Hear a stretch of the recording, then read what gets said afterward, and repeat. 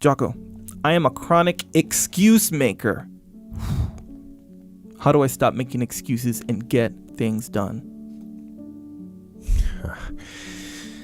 The chronic excuse maker. How do you stop making excuses? This is actually pretty simple. And I said it the other day, and you have to realize, you have to know, you have to accept that all your excuses are lies. They are lies, all of them. Think about the things that you tell yourself, the lies you use to rationalize taking the easy road. Taking the easy road and leaving discipline behind. Think about them. You don't have time. That's a lie. You don't have support. That's a lie. You don't have the equipment or the gear. Lies. You don't know the best way. Who cares? That's a lie. Or you're too old or you're too young. Of course you're too old or too young. Lie. And there's you're too busy. Sure you are. That's a lie. And you're too tired or you're too sore or you're just plain not feeling it. Lies, lies, lies.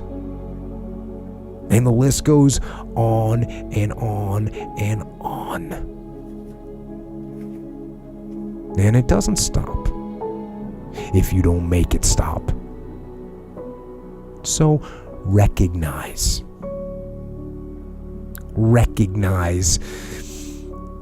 the excuses are not valid.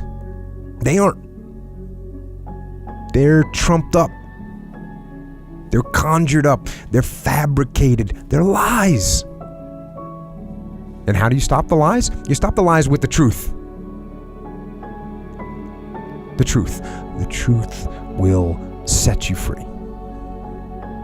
The truth will stand, and the truth will deliver you from procrastination and laziness and the downward spiral that comes with a lack of discipline.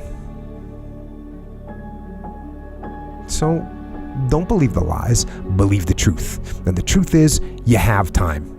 You have the skill, you have the knowledge and the support and the willpower and the discipline to get it done. So cast out the lies, burn them down, and listen to the truth, and live the truth, and go out and get it done. When I realized that losing your temper was a sign of weakness, as soon as I made that connection, I said to myself, this is weak. I'm going to try not to do it anymore. And what's weird is when you're a kid, I don't know if you remember this, but when I was a kid and you'd see someone get angry and it made you afraid. And so for a while, I saw it as like a power. You know, it's kind of a way to achieve power, that you can lose your temper and then all of a sudden you have this extra strength. And so when you're a little kid, and when I say a little kid, I mean, when I was 13, 14 years old, I thought, hey, if I could get that rage going and people are scared like I used to feel, that's a positive thing. And then, like I said, as I got older, now, now you're talking 16, 15, 16, 17, I realized, hey, this isn't cool. This isn't strength. It's actually weakness.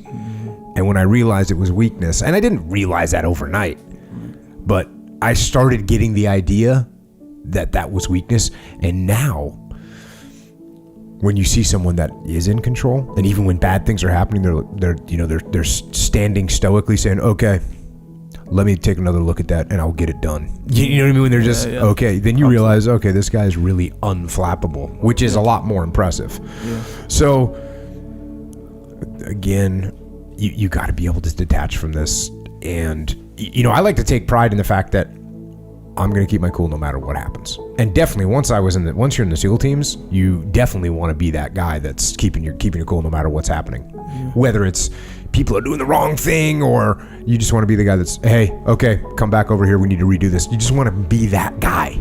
Yeah. That's way more impressive than the guy that says, I can't believe this. Don't be that person. So, and I've talked about this before. What are the pre-event indicators that show you or reveal to you that your temper is about to be lost? What are they? Is it you clench your fists, right? Is it you raise your voice and you start doing that stuff? Do you start to heavy breathing? Do you flare your nostrils, right? Because that's an animal thing where you're going to take in more oxygen, so you open up the nostrils because you're about to get after it. Do does your head shaking or whatever? Just like these things. What is it? What indicators do you have when you know that you're starting to feel that? And as soon as you feel that, you detach. You go, oh, that's what that is. That's an indicator. And it's a weakness. Mm-hmm. And I don't like weakness.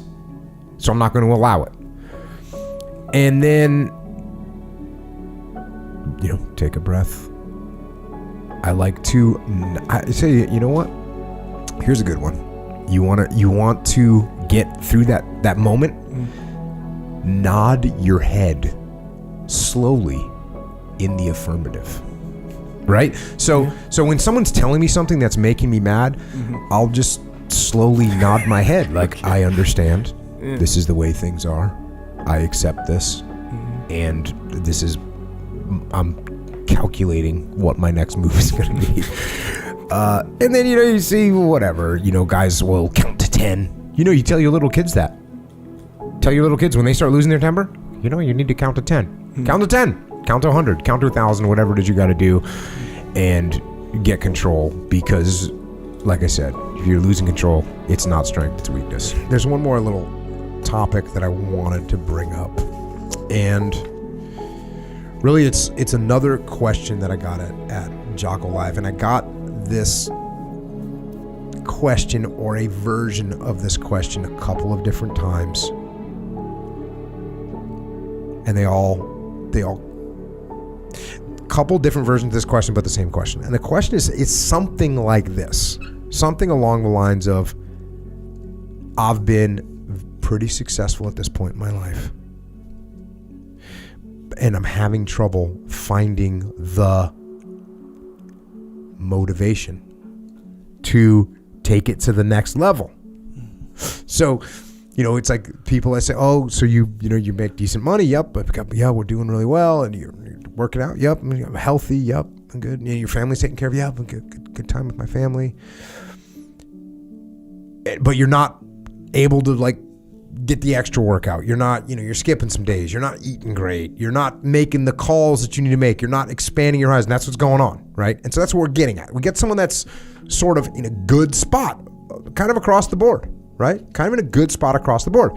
And so I'd kind of establish that fact that they're in a good spot across the board. Mm-hmm. And then I'd say, well, it sounds like you're in a good spot across the board. Are you happy with that? And are you comfortable with where you're at? And the answer would be no. And then I'd say, well, are you sure? And then they'd say, yeah, I'm sure. I want to do more. And then I said, that's a lie. That's a lie. That's a lie, because if you really weren't happy and you really wanted to improve your health even more, and you really wanted to improve your financial situation more, and you really wanted to just broadly improve your life, then you wouldn't have any problem at all finding the discipline. The discipline would actually find you. And that's where I'm at. That you want to know why? People are like, oh, you don't sleep very much. You want to know why? Because discipline finds me. Because I know I can do more, and I want to do more, and I know I'm not happy where I'm at and comfortable where I'm at. So if you're telling yourself, no, I'm not happy where you're at, then I'm going to tell you that's actually a lie. You are comfortable. You are comfortable. Because if you weren't comfortable, then it would drive you. The discipline would show up. Now, this is where I kind of have to go a little bit deeper. So what I just said, if you tell yourself the truth, then you'll find discipline. The framework of discipline is the truth. The framework of discipline is the truth. And I didn't do a good job when I got asked this question. I didn't do a good job of connecting all the dots because it actually is one level deeper. It's one level deeper, and it looks like this. If you're saying that you can't find discipline, and I'm telling you it's because you are comfortable where you're at, that is also a lie. That is also a lie. Look, telling yourself that you don't need to get out of bed in the morning, telling yourself that you don't really need to work out, or you don't need to go harder, or you don't need to do more in your job, or be more disciplined in the way that you live. If you tell yourself those things, that's actually a lie.